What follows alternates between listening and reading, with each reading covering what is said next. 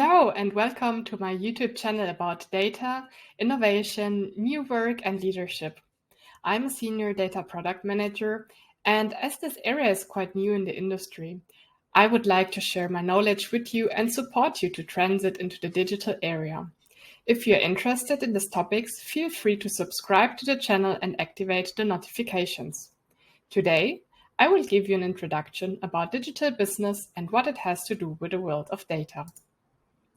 So what you will learn today is what a digital business is, how you need data for it, and where and what can be collected, what data product is, and how they are created. Let's jump into it and check how a digital business is being defined.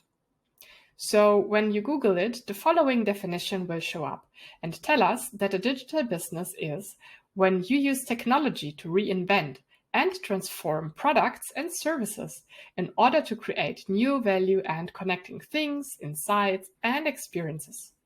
This means that now you are able to do things that you couldn't do before, what can also lead to innovative and even disruptive products and services. To explain this a bit more in depth, I created a prototype business for you. It's called Kitty Pie Cutie Pie, and it aims to find the right cat meme for the right occasion or emotion. This is a product that was not possible to do before. Okay. You could have taken funny pictures of your cat and show it to others, but honestly, who did that? And still, even when you did it, you couldn't reach as many people as you can do now, today. So aside also from the possibilities of editing the pictures. The product should use data to continuously improve the customer experience. But to really understand the purpose and how data can bring value, you first need to model the digital business by answering the key questions of the golden circle: why, how, and what.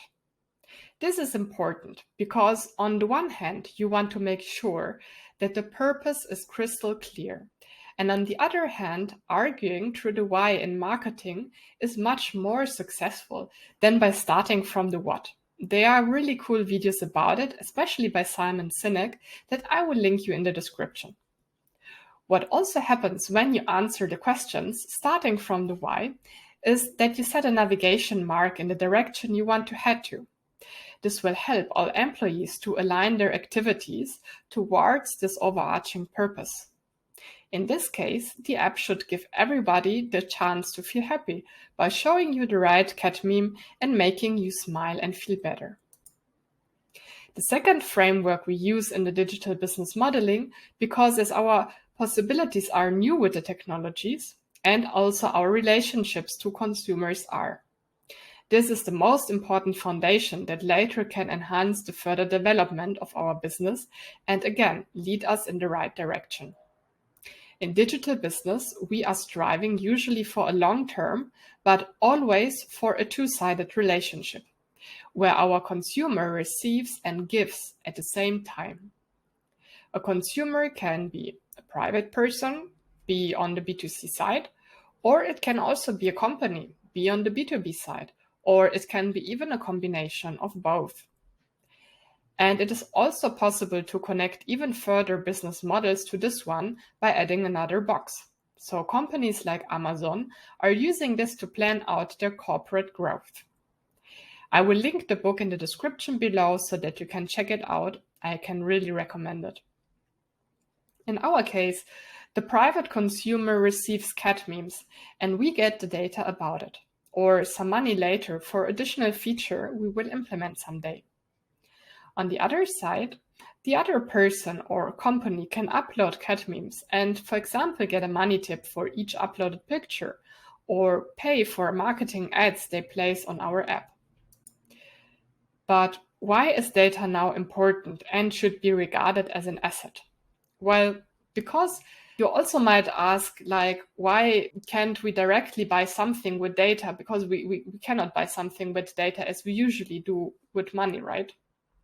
So, think about Facebook, where you are paying with your data to be able to use the service for free.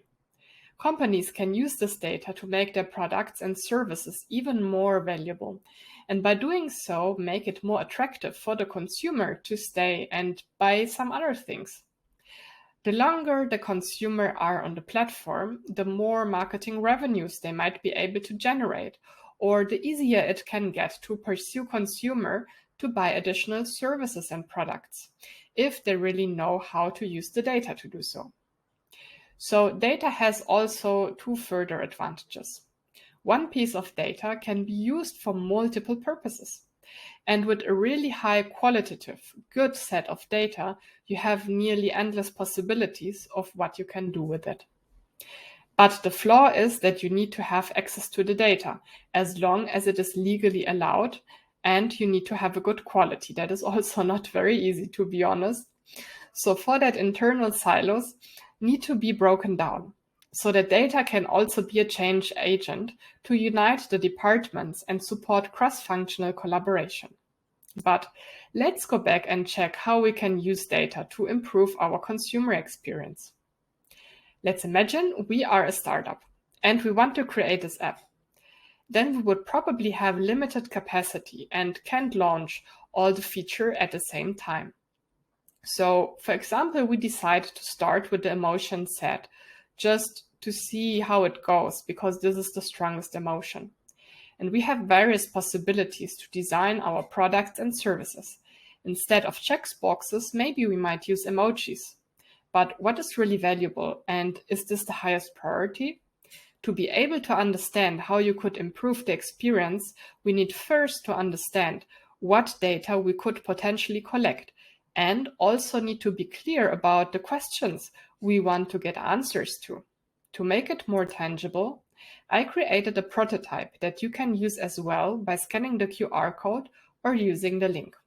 Please enter some random values as credentials, like hello@world.com or any other thing, and also some random password and name.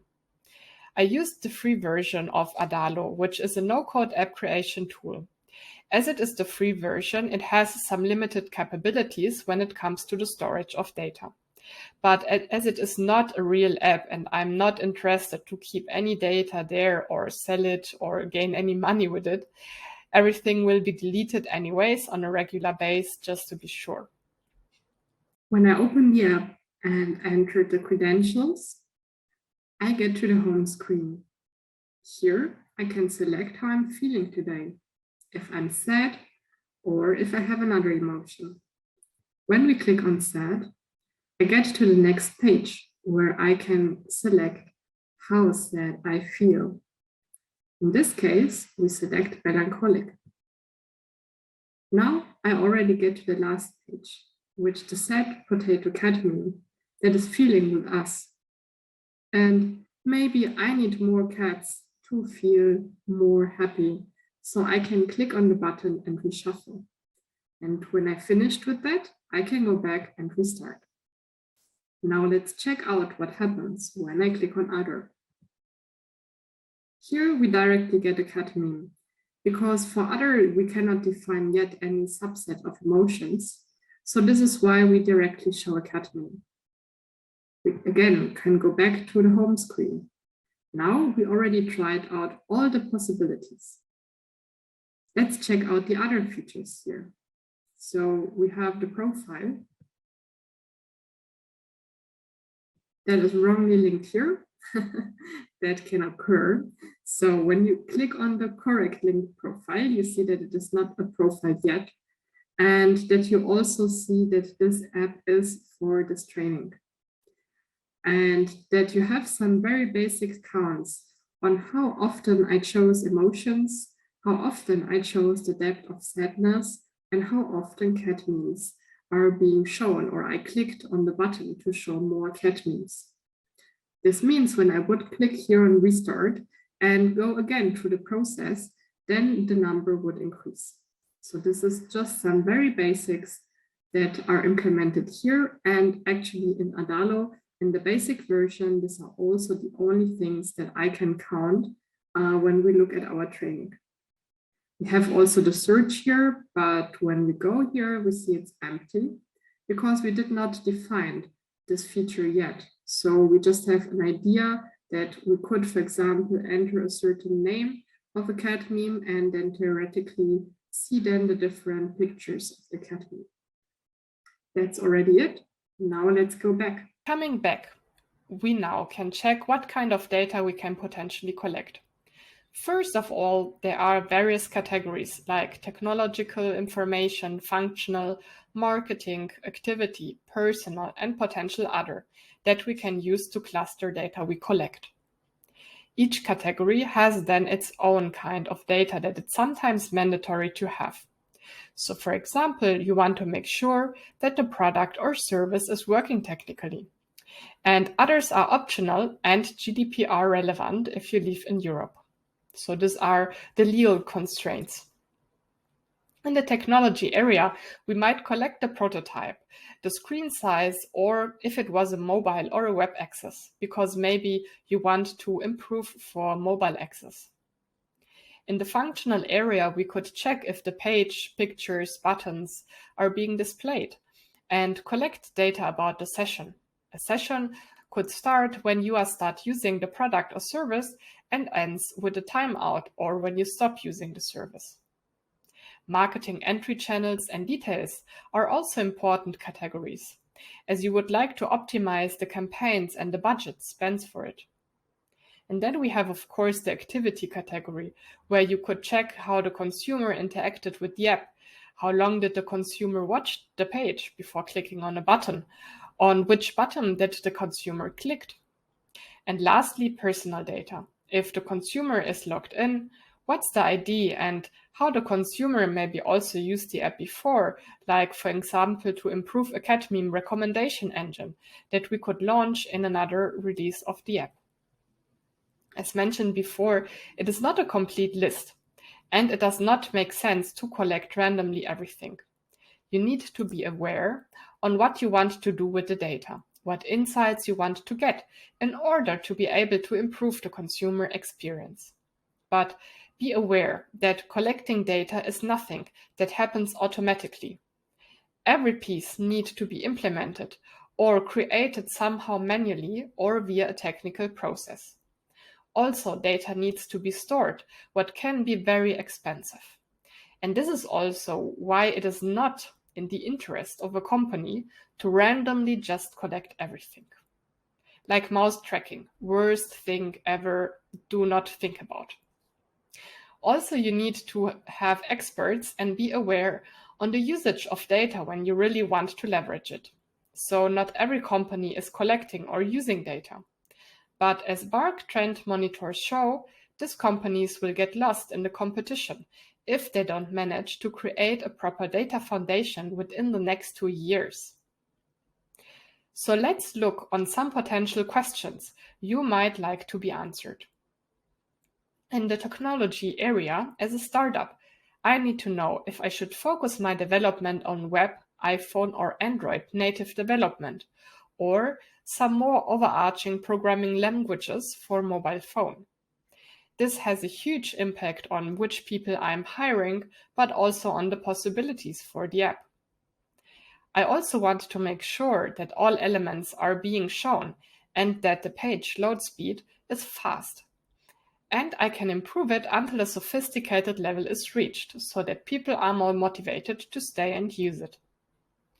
Additionally, we need to observe our organic and paid growth to focus our budgets on the main marketing entry channels. And we like to understand if the consumer is clicking through until the last page, where the consumer might stop in between, and if the other emotional is relevant at all, so that later we are able to do some A/B tests to find out which emotion we should focus next. And of course, if the app is used at all. With the personal data, we can prepare data for a later recommendation engine that will suggest the best cat memes based on the interaction with the app. But how does this now technically look like? Well, it starts with a URL already. Often products and services use key parameters in URLs after the question mark. In this example, we see that Canva, the tool that I use to create my presentations, wants to have some details when I'm sharing a link, so that they can better understand how I'm using the share function and that somebody came through the share link to Canva. The key parameters might have more or less cryptic descriptions and names, as on the one hand, you don't want to the outer world understand, but on the other hand, employees need to understand it. So often companies choose a mix or a kind of hashing afterwards, so where the information is kind of understandable but not 100% sure or easily readable. Like with the role equals editor, I can't say if it means that I created the link as editor or if the person that receives and uses the link will have the role editor. By the way, when you share links, you can also delete all the values behind the question marks without destroying the links function. This makes links shorter and also reduces the data that companies are collecting, if you like to protect yourself better from collection. But as mentioned, this is just one part besides many ways of collecting data. So let's have a look at our customer journey before we jump into more technical details. On the first page, we can select the first emotion, here for example sad. When we do that, we will be directed to the second page where we can choose the depth of emotion and here for example melancholic. After confirming, we already get to the last page where we see our sad potato cat meme. And we can select between seeing more cats, restart the process or close the app. Data-wise, this process would look like this. For each step, we did have some general technical and functional data, as well as personal and activity-based data. While our phone type or IP doesn't change over the whole session, our activity does. We can see that I clicked various times to select the buttons for sad and melancholic, and I need more cats. Also, I didn't swipe on the first two pages, but I tried on the last to check if there might be more on the page. From a naming and process perspective, this might vary from company to company and tool to tool that is being used. For example, we could have left out the click and just stayed with the button, because we assume that when we got the button value, then someone clicks. But maybe we like to make it easier to count clicks, and then it's better to have a bool value, which is a binary value 0 or 1, or yes or no, as clicks, and an additional attribute button to see more in depth which button has been clicked. These design aspects need to be considered from case to case. And also please be aware that this is a purely artificial example I created. So in the prototype I created with Adalo, I have none of this information available. When we go more technical, the whole process would look like this. When we start again on the first page, where we see the emotions that we actually can select. These emotions are coming from a database that stores the values that we make available. This means we are able to create our own data internally and can make it available to the outside world via our front end, which is the KittyPie app in this case. After the first emotion sad was being selected, we again asked the database what sub-emotions we need to show for the main emotion sad. We then get values assigned and selected melancholic. Then again, a database is being asked for result cat meme. In this time, it's a picture database, as pictures have another format than text or files. Here we have various cat memes, and to each cat meme we have assigned metadata, like the name, for example, and the two emotions, to make sure we really get the right meme for a combination. Please note that already here you can also see how fragile this process is. When I have a spelling mistake in my database for the emotions, it will be shown to our consumers. And if I haven't defined any emotions, they will not be shown. And when I have a spelling mistake in the picture database, the cat meme will not be shown because the values need to match 100% precisely. computers are dumb. And even with AI, we would first need to program and train an algorithm to deal with this kind of issues. And even the algorithm would not be able to deal with all of the mentioned issues. This is why everybody in a company that creates and stores data in a software or a database or a spreadsheet has a massive impact on how well the company is able to work with data. And also it shows how important a good design and architecture is. Because if you are not aware of many things, it will just simply not exist. You need to build it in order to get the data in the quality you need. And when I say you, I mainly mean the classical product manager, because usually this role is responsible to build up products that should be successful on the market, think about the various aspects, and guide a team to make sure that all aspects are being integrated and details are being refined by specialists. So far, so good.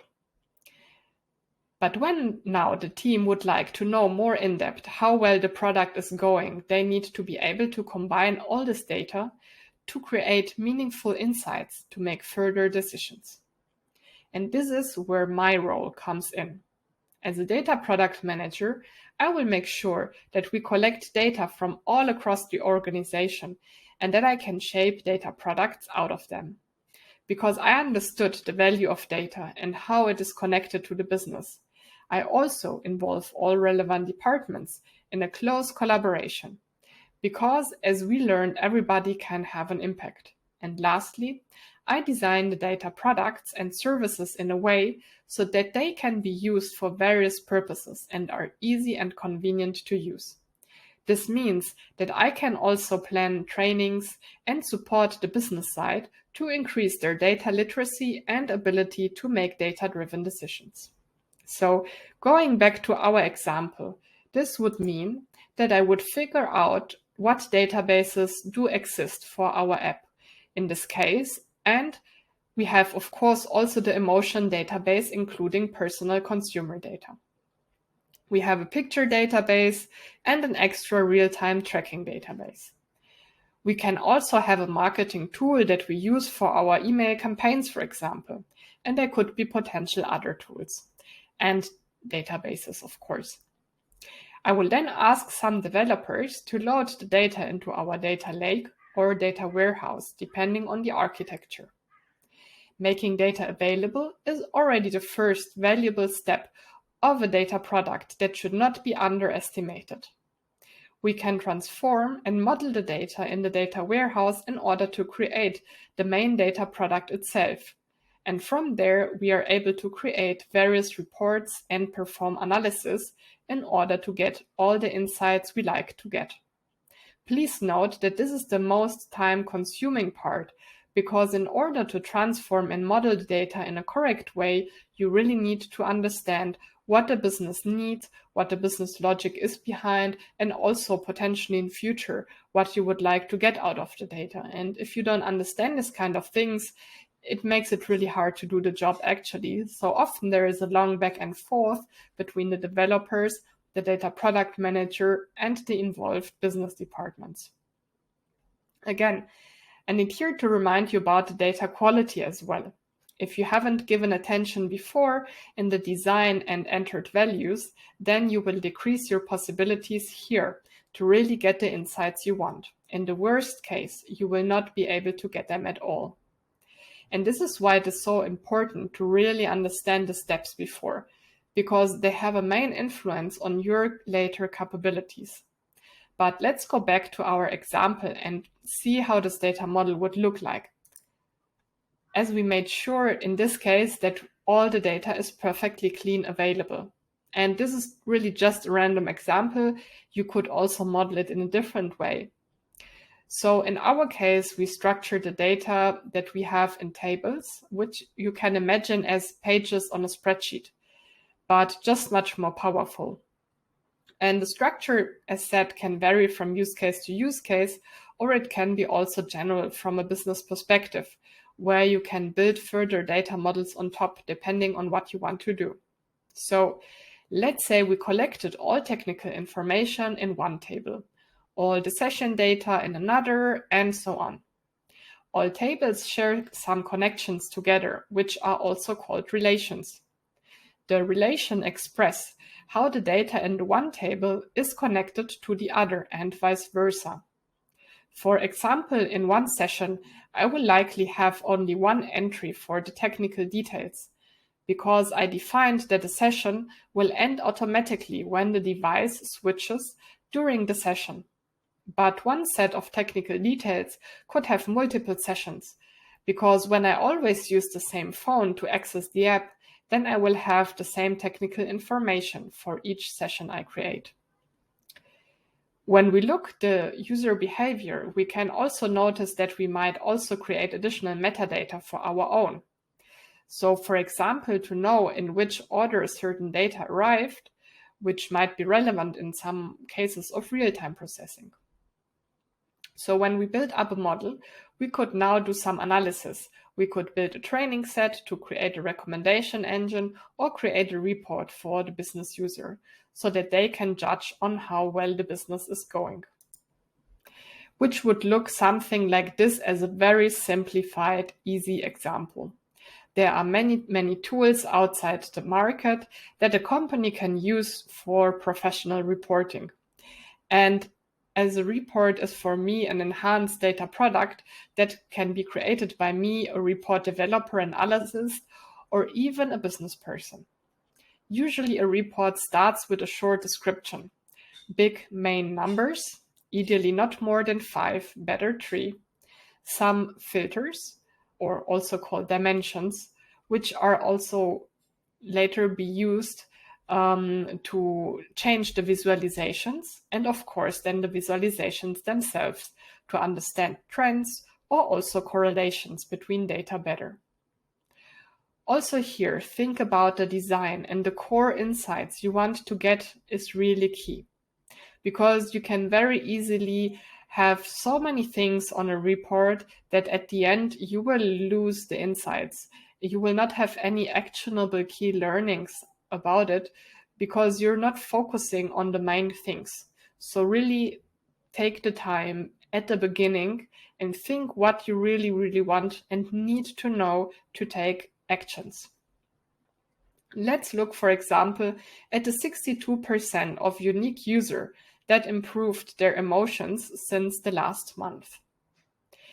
But did we define what a unique user is? Is a unique user somebody that is logged in, or where we have a cookie and know this user has logged in the past and is now accessing the page? But what is when, for example, a mother and a daughter share the same device? Can we recognize different behavioral patterns to distinguish between them? Or do we need to just count each logged in user on time during a month, and all not logged in users where we don't have the cookies with the risk of doubling? And also regarding improvement of emotions, how do we know that a user improved emotions? Did we build in a feature or a feedback loop to measure that? Maybe we need to redesign the app when we like to get a valid number here. And do we call them customer, consumer, or user? Is this aligned within the company? And also for the visualizations, you need to find the right visualization for the information you want to display. In this case, we took a timeline where we have 2 user patterns. Those who saw at least the start page for more than 3 seconds, and those who really clicked to the end. Then marked with stars, we see features that we implemented, and we can observe the impact on our consumers here.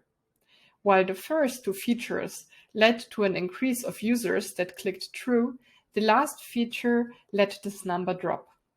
So that instead of working on something new, we should analyze what we need to improve here. Before coming to the end of the technical part, one last note on moral, laws, and ethics.